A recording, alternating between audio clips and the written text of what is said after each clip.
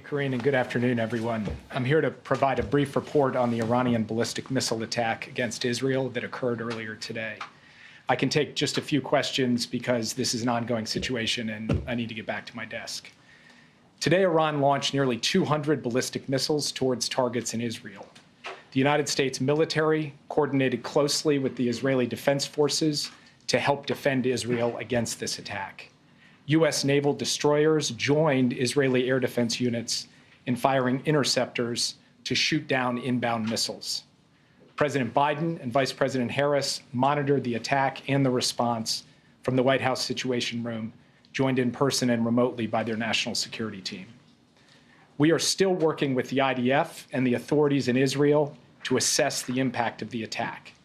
But at this time, and I stress at this time, we do not know of any deaths in Israel. We are tracking the reported death of a Palestinian civilian in Jericho in the West Bank.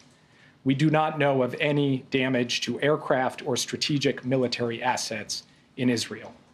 In short, based on what we know at this point, this attack appears to have been defeated and ineffective.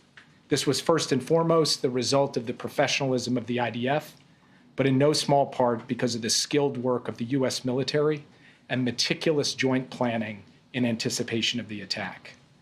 We are also aware of reports of a terrorist attack in Jaffa that took the lives of a number of Israeli civilians and wounded several others today.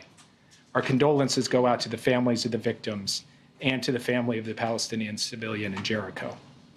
Obviously, my update here is based on early reports, and we reserve the right to amend and adjust as necessary as we gather more information.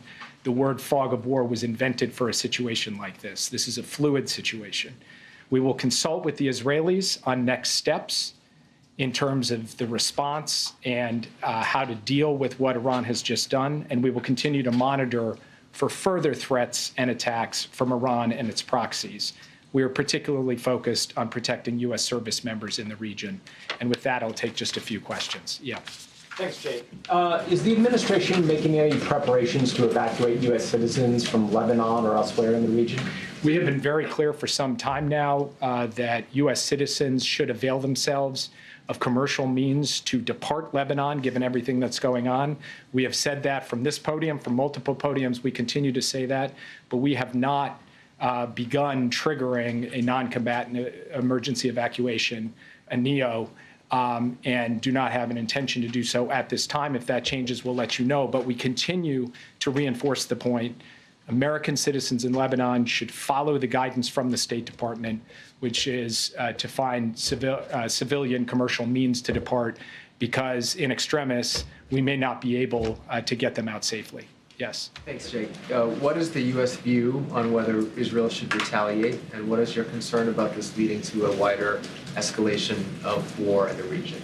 We've had some initial discussions with the Israelis in the aftermath of this at the military level and also at the White House to Prime Minister's office level. We'll continue those conversations in the hours ahead. I'm not going to prejudge or get ahead of anything. We want to have some deep consultations with the Israelis, and I'll have more to report to you after we get the opportunity for deeper discussions. And escalation in the region? Obviously, this is a significant escalation by Iran, a significant event. And it is equally significant that we were able to step up with Israel and create a situation in which no one was killed in this attack in Israel, so far as we know at this time. We are now going to look at what the appropriate next steps are to secure, first and foremost, American interests, and then to promote stability to the maximum extent possible as we go forward. Yeah. Back in April, the president's message to Israel was to take the win when the U.S. and Israel were able to intercept the barrage of Iranian missiles. Is he recommending a similarly limited response this time? I will not, from this podium, share the president's recommendations. He will have the opportunity to share them directly. We're going to have, as I said, ongoing consultations with the Israelis this afternoon, this evening.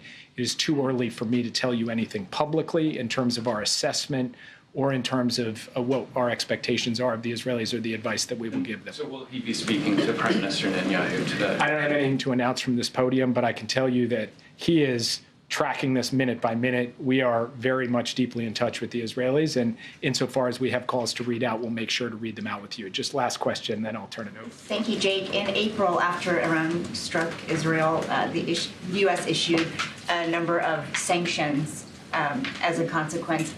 This morning, the president said there would be severe consequences if Iran carried out this attack. What are those consequences, and are they more severe than sanctions? Totally legitimate question, and that answer will come based on the conversations and consultations we have with our Israeli counterparts. It's too soon for me to stand before you today and give you an answer. What I can tell you is this. We are proud of the actions that we've taken alongside Israel to protect and defend Israel.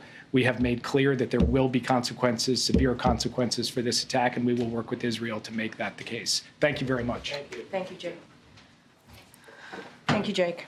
Okay, on to the rest of the programming here. This morning, President Biden was briefed by his Homeland Security Advisor, Liz Sherwood-Randall, on the latest impacts of Hurricane Helene, and this afternoon he will receive an interagency briefing on the Hurricane Helene response and recovery efforts.